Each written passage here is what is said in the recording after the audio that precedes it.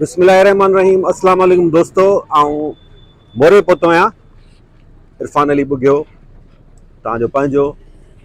असां हींअर मोरे पहुता आहियूं धरणे वारी जाइ ते। तव्हां ॾिसी सघो था शहीद ज़ाहिद अली लगारी जो लाश रखी हिते धरणो जारी आहे।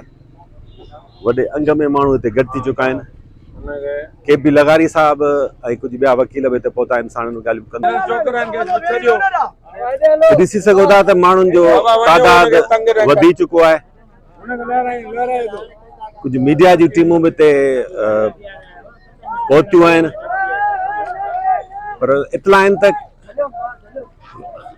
थोरो गवर्नमेंट जी फेवर जी रिपोर्टिंग जे करे कुझु मीडिया टीम्स खे वापसि कयो पियो। पर हाणे हिननि खे जेके रिपोर्टर्स पहुता आहिनि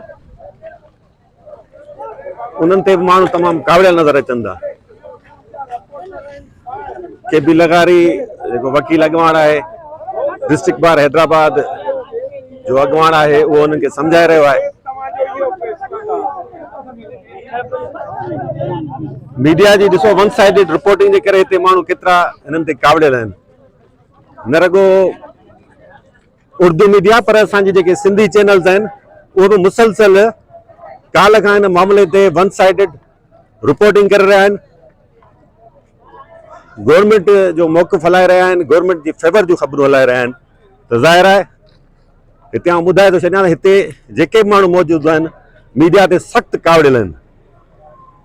तव्हां ॾिसी सघो था वकील बि आहिनि, आम माण्हू बि आहिनि ऐं